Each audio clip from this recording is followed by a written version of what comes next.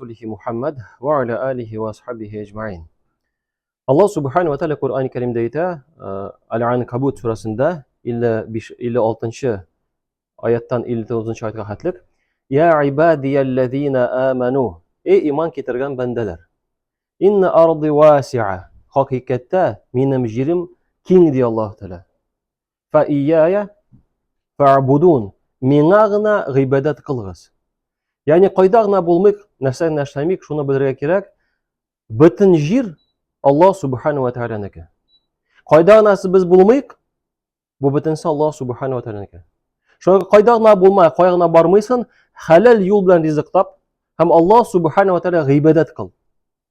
Chunki qayda gina sen bo'lmaysan, bir yoqdan Allohning deb ko'ngillarimiz tinchlana, ikkinchi yoqdan Allohning deb birozna biz taqvolik sifati borliqqa kela boshlaydi.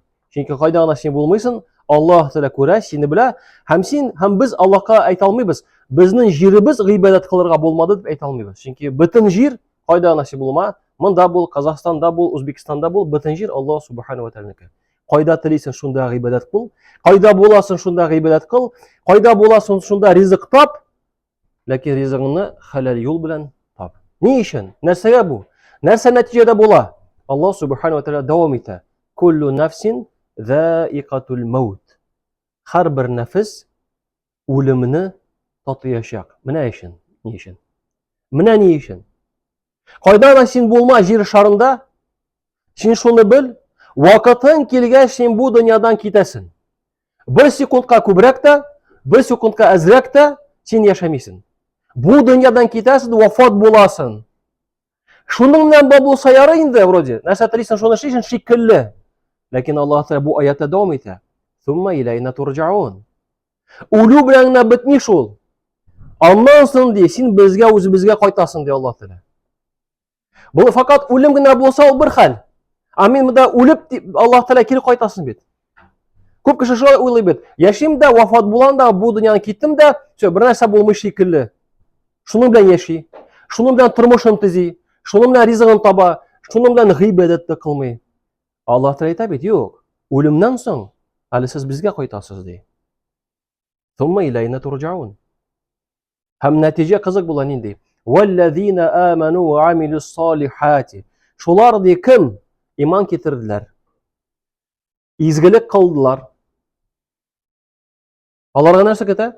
Ala nubawwi annahum, biz Allohga xabar beramiz deydi. Nindi? Minal jannati urafa. Jannatda bo'lgan g'urafalarga kiritamiz. Tajri min tahtiha al-anhar. Ular aslında yılgalar ağalar deydi. Halidina fiha. Ular anda mangi bo'lalar deydi jannatda. Mana natija. Ni'ma ajrul amilin deydi Alloh Taala. Nindi yaxshi xayrli jazo izgilik qiluvchilarga. Anasa bizga yordam etadi bu ishlarda.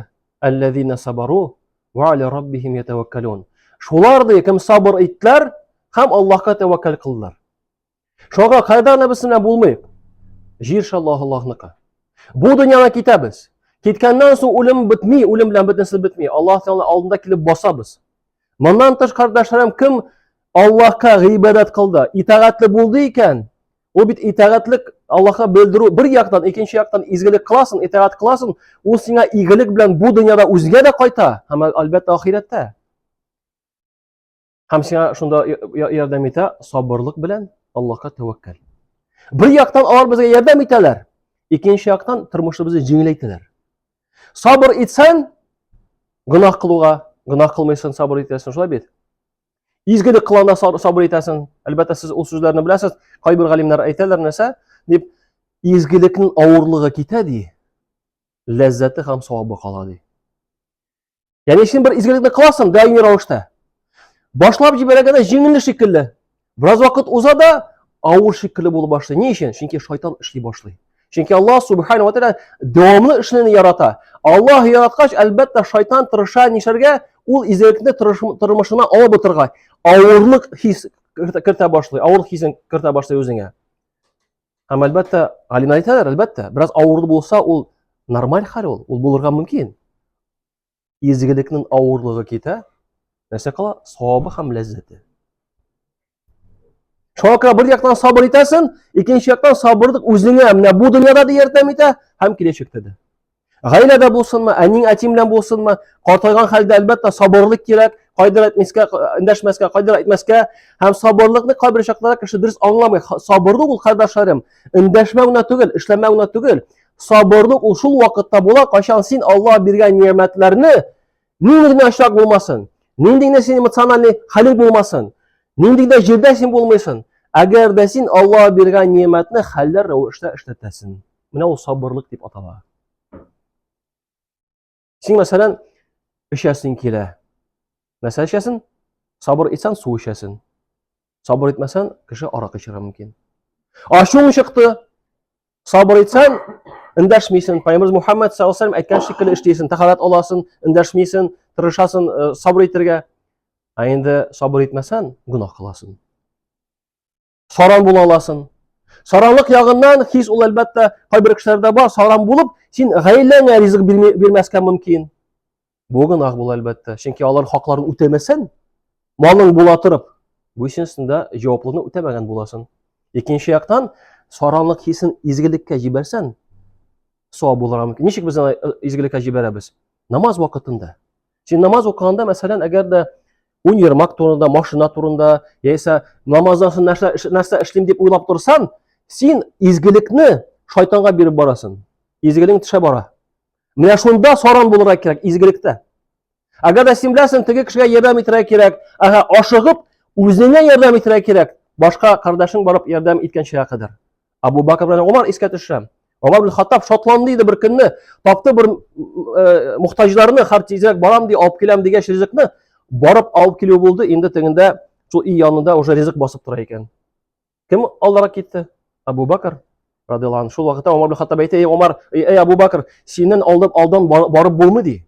Менә шул изгелектә саран булырга кирәк. Монда савап була. Әгәр дә инде без үти торган җирдә мәс'улиятне шунда саран булсак, әлбәттә шул вакытта гөнаһка батырга мөмкин. Ва аля раббихим ятаваккалун. Кардәшләрем, Аллаһка тәвәккәллек әлбәттә безгә бик күп дәрәҗәдә тормышны җиңеләйтә. Бер яктан гөнаһтан ерак кыла. Ни өчен? Чөнки әгәр дә син хакыйкый рәвештә Аллаһка тәвәккәл итсәң, син беләсең, ризыгын бирүче Аллаһ субханаһу ва тааля, әлбәттә син гөнаһтан ерак буласың. Нәрсәгә син гөнаһ юл белән ризыкка омтыласың, кайчан әгәр дә сиңа насыйп булган булса, Аллаһ Тәгалә аны сиңа хәләл юл белән бирә. Менә ул тәвәккәллек. И төзисең, шулай нервың бетми, Аллаһ насыйп итсә төзеп бетерә, насыйп итмәсә төзеп бетермим. Фақат сабак та кылам. Калган Аллаһ кулында. Шуңа күрә бер яктан савап була Аллаһка тәвәккәлләү. Чөнки ул мөэминнәрнең сыйфаты. Икенче якта, кардәшләрем, тормышыбызны җиңеләйтәбез. Шуңа күрә Аллаһ Тәгалә һәрберебезгә дә, кардәшләрем, кайда гына без булмыйк, Аллаһка гыйбадәт кылырга онытмаска насыйп итсә иде. Асылда 5 тапкыр намаз, уразасы, малың җитәрлек булса, хаҗ, закат булсын. Моннан тыш яхшы халкылы булу. Кайда гына син булмыйсың, кайда гына җирмисең, нәрсә гына булмасын, онытма, Аллаһ субханаһу ва тааля белә син эшләгәнне. Изгелек кыласың икән, Аллаһ белә син эшләгәнне. Гөнаһ кыласың икән, Аллаһ аны да белә.